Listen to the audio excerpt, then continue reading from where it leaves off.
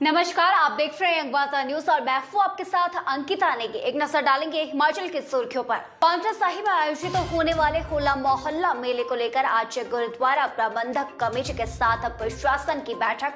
मेले की रूपरेखा की तैयार। मंडी के अंतर्राष्ट्रीय शिवरात्रि के सांस्कृतिक संध्या में अल्लाहू अकबर कव्वाली पर नेता प्रतिपक्ष ने उठाए सवाल। नाहर में यूको आरसीटी का राज्य स्तरीय 2 दिवसीय प्रशिक्षण शिविर आयोजित। पहले दिन आयोजित हुई परीक्षा।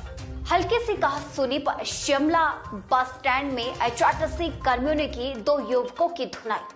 कांग्रेस के जिला अध्यक्ष विश्व कुमार ने कहा, केंद्र सरकार उद्योगपति मित्रों को पहुंचा रही लाभ, प्रधानमंत्री कर रहे बात को नजरअंदाज। कांग्रेस नेता संजय चौहान ने संभाली नई जिम्मेदारी, कहा किसानों और महिलाओं तक बैंक की योजनाएं पहुंचाने के लिए करेंगे काम। दुग्गल कैरियर पब्लिक स्कूल, जहां दी जाती है गुणवत्ता परक शिक्षा।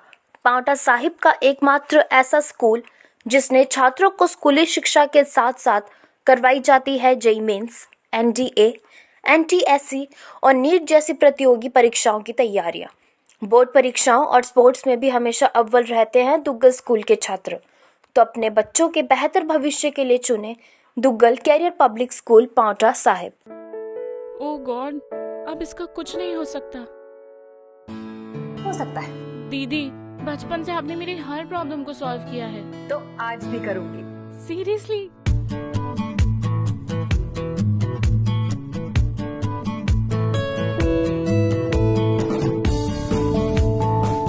चेहरा बेदाग तो बढ़े आत्मविश्वास। अब डरने का नहीं, सिर्फ आगे बढ़ने का। रुक करेंगे हिमाचल पे हम खबर की ओर। गुरुभूमि पांवटा साहिब में आयोजित होने वाले 339वें होला मोहल्ला मेले को लेकर तैयारियां जोर शोरों से चल रही है। इसी संदर्भ में आज गुरुद्वारा प्रबंधन कमेटी और प्रशासन के साथ एक बैठक आयोजित हुई, जिसमें कई अहम मुद्दों पर चर्चा की गई और मेले को लेकर रूपरेखा तैयार की गई। फतेह सालाना होला महला जोड़ मेला 339वां 6, 7, 8 मार्च ਨੂੰ ਸੰਗਤਾਂ ਦੇ ਸਹਿਯੋਗ ਨਾਲ, ਪ੍ਰਸ਼ਾਸਨ ਦੇ ਸਹਿਯੋਗ ਨਾਲ ਗੁਰਦੁਆਰਾ ਪ੍ਰਬੰਧਕ ਕਮੇਟੀ ਵੱਲੋਂ ਮਨਾਇਆ ਜਾ ਰਿਹਾ ਹੈ। ਇਸ ਸੰਬੰਧ ਵਿੱਚ 3 ਮਾਰਚ ਨੂੰ ਸ੍ਰੀ ਅਖੰਡ ਪਾਠ ਸਾਹਿਬ ਆਰੰਭ ਹੋਣਗੇ। 6 ਮਾਰਚ ਨੂੰ 5 ਨੂੰ ਭੋਗ ਪਾਉਣ ਤੋਂ ਬਾਅਦ 6 ਤਰੀਕ ਨੂੰ ਸਵੇਰੇ ਨਗਰ ਕੀਰਤਨ ਆਰੰਭ ਹੋਵੇਗਾ। मुख्यमंत्री सुखविंदर सिंह सुक्खू ने कर्मचारी चयन आयोग हमीरपुर को भंग कर दिया है। जगह जगह से लगातार राजनीतिक नेताओं की प्रतिक्रिया इसमें सामने भी आ रही है। नेता प्रतिपक्ष जयराम ठाकुर ने भी सीएम सुक्खू से सवाल पूछते हुए कहा कि अब ये बताएं कि लंबित भर्ती प्रक्रिया पूरी कैसे होगी, क्योंकि अब युवाओं को भर्ती प्रक्रिया के लिए शिमला के चक्कर काटने पड़ेंगे। काम के लिए 50 करोड़ रुपए का बजट किया था और उनको मुख्यमंत्री को ये जानकारी होनी चाहिए, जब बड़े प्रोजेक्ट होते हैं उसके लिए पैसा एक साथ नहीं होता है, फेज मैनर में होता है। शिवधाम का फेज 1, फेज 2, फेज 3, 3 फेज हैं इसके। फेज 1 का अभी तक टेंडर हुआ है और उसके बाद उसका काम पूरा होने के बाद, उस काम पूरा होने के से पहले उसको रोक क्यों दिया गया है। सोलन में कांग्रेस के जिला अध्यक्ष विश्व कुमार ने पत्रकार वार्ता कर कहा कि भाजपा की केंद्र सरकार अपने ही उद्योगपति मित्रों को लाभ पहुंचा रही है, जिससे आमजन के पैसे पर भी संशय बना हुआ है, चाहे वह एसबीआई हो या फिर एलआईसी ही क्यों ना। प्रधानमंत्री को इस मामले पर निष्पक्ष जांच करवानी चाहिए, लेकिन प्रधानमंत्री इस बात को नजरअंदाज कर रहे हैं। हमारे राष्ट्रीय नेता श्री राहुल गांधी जी, पूर्व में जो हमारे अध्यक्ष हैं अखिल भारतीय कांग्रेस कमेटी के, उनके द्वारा, हमारे राष्ट्रीय अध्यक्ष श्री मल्लिकार्जुन खड़गे द्वारा और पूरे विपक्ष द्वारा संसद में माननीय मोदी जी के समक्ष हिडनबर्ग की जो रिपोर्ट आई थी और अडानी ग्रुप के बारे में जो संदेह पैदा हुए थे, उसके बारे में उन्होंने जेपीसी की मांग की थी कि जेपीसी, राष्ट्रहित में जेपीसी की। हिमाचल प्रदेश के अलग अलग जगहों पर शिवरात्रि की धूम रही। इसी कड़ी में मंडी में अंतर्राष्ट्रीय सांस्कृतिक संध्या पर खूब धूम देखने को मिली। सांस्कृतिक संध्या में प्रदेश में अल्लाहू अकबर के कव्वाली भी गाए गए, जिस पर नेता प्रतिपक्ष जयराम ठाकुर ने प्रतिक्रिया दी और कहा कि इसकी जगह देव संस्कृति और सांस्कृतिक गानों से की जाती तो प्रदेश की संस्कृति का भी सम्मान होता। अब इस कव्वाली को लेकर सोशल मीडिया पर भी तीखी टिप्पणियां सामने आ रही हैं। मेरा कलाकारों के प्रति सम्मान है, सबके प्रति, लेकिन अंतर्राष्ट्रीय शिवरात्रि मेले की पहली संध्या अच्छा होता कि ये शुरुआत जो है देव संस्कृति को सम्मान करते हुए ऐसे कलाकार के माध्यम से की होती। और ज्यादा लौटेंगे एक छोटे से ब्रेक के बाद, बने रहें। बच्चों के भविष्य का केवल मात्र एक ही विकल्प, दून वैली स्कूल पांवटा साहिब, जहां होता है बच्चों का सर्वांगीण विकास, शिक्षा के साथ साथ खेल और सांस्कृतिक गतिविधियों पर बल।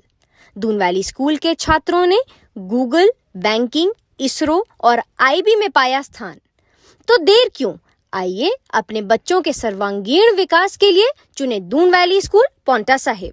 उत्तर भारत का नंबर 1 कोचिंग संस्थान बीआरसी इंस्टीट्यूट मारू नाहन जिला सिरमौर हिमाचल प्रदेश, जिसमें करवाई जाती है +1 +2 medical non medical JEE mains advance NEET NDA 9-10 foundation classes online offline coaching. 2021 के परिणाम में 12 स्टूडेंट्स नीट, 8 जेईई मेंस और 2 स्टूडेंट्स ने एनडीए की परीक्षा उत्तीर्ण कर देश के अच्छे मेडिकल और इंजीनियरिंग कॉलेजों में एडमिशन ली है। पढ़ाई का गुड एनवायरमेंट स्टूडेंट्स के लिए बनाकर प्रॉपर काउंसलिंग की जाती है। ऑनलाइन ऑफलाइन टेस्ट सीरीज विजय विशेषज्ञों के द्वारा रेगुलर स्टडी मटेरियल दिया जाता है। प्रदेश सरकार के आदेशों के बाद डीजल बसों को इलेक्ट्रिक बसों में बदलने की कवायद तेज हो गई है। बसों को चार्ज करने के लिए सिरमौर में 4 जगहों पर चार्जिंग स्टेशन स्थापित किए जाएंगे। नाहन एचआरटीसी वर्कशॉप में 11 केवी का हाई पावर चार्जिंग स्टेशन बनाया जाएगा। परिवहन निगम के क्षेत्रीय प्रबंधक संजय वेस्ट ने कहा कि सरकार के आदेशों के बाद चार्जिंग स्टेशन सिरमौर में स्थापित किए जा रहे हैं। डिस्ट्रिक्ट सिरमौर के लिए जो है हमने 37 बसों की रिक्वायरमेंट भेजी है ऊपर हेड ऑफिस के लिए। 37 बसेस जो है वो डीजल बसेस जो है वो कन्वर्ट होगी अपने इलेक्ट्रिक बसेस में। तो इसके लिए हमने साइट्स भी है वो चूज कर ली गई है, सेलेक्ट कर ली गई है। वो है नाहन की वर्कशॉप में हमारे 6 buses at a time charge होंगी और 3 जगह हमारे इंटरमीडिएट चार्जेस लगेंगे, जो एक सरहा में और एक पांवटा साहिब में और नाहन बस स्टैंड में। राजधानी शिमला में एचआरटीसी कर्मियों की दादागिरी का एक वीडियो सामने आया है, जिसमें बस स्टैंड शिमला में कर्मियों ने युवकों की जमकर धुनाई की। सूत्रों से मिली जानकारी के मुताबिक कर्मियों को भी ये नहीं पता कि वह युवकों को मार आखिर क्यों रहे हैं। 2 युवकों की कर्मियों ने जमकर यहां पर धुनाई की, जबकि यहां पर शिमला पुलिस का एक भी जवान मौजूद नहीं रहा। नाहन में यूको आरसीटी प्रशिक्षकों के लिए कौशल को निखारने के लिए 2 दिवसीय राज्य स्तरीय प्रशिक्षण शिविर का आयोजन किया जा रहा है। यूको आरसीटी के राज्य नियंत्रक डॉक्टर अंबिका साहू ने बताया कि प्रशिक्षकों को ट्रेनिंग के अलावा लिखित परीक्षा भी ली जा रही है ताकि कौशल को और निखारा जा सके। क्वेश्चन है मैं पहले बताना चाहती हूँ, ये पूरे हिमाचल प्रदेश में यहाँ पर हमारी 10 आरसीटी है, rural self employment training institute. उस दौरान हम बहुत सारे वोकेशनल ट्रेनिंग प्रोग्राम्स प्रोवाइड करते हैं ट्रेनर्स की। तो मगर हम लोग कहीं पर पीछे छूट जाते हैं क्योंकि हमने ट्रेनर्स को कभी इंपॉर्टेंस दिए नहीं, ट्रेनर्स की क्वालिटी को हमने कभी इंपॉर्टेंस दिए नहीं, देखे ही नहीं जो वो ट्रेनर्स जो हैं जो पढ़ा रहे हैं वो शायद लायक है या नहीं लायक है। तो इसी विवाद में हमने क्या किया ना, पूरे हिमाचल में जितने भी ट्रेनर्स थे और जो आरसीटी कृषि सहकारी एवं ग्रामीण विकास बैंक में अध्यक्ष पद की संजय चौहान को बड़ी जिम्मेदारी मिली है। बैंक की योजनाओं को धरातल पर उतारने के लिए काम करने का नवनियुक्त अध्यक्ष ने दावा किया है। किसानों और महिलाओं तक बैंक की योजनाएं पहुंचाने के लिए वह काम करेंगे। पहले तो मैं धन्यवाद करूंगा ठाकुर सुखविंदर सिंह सुक्खू जी का, जो कि हमारे प्रदेश के सरकार के मुखिया हैं और उनके आशीर्वाद से मैं इस बैंक का चेयरमैन बना हूं। आज पहला दिन है, आज मैंने कार्यभार संभाला है।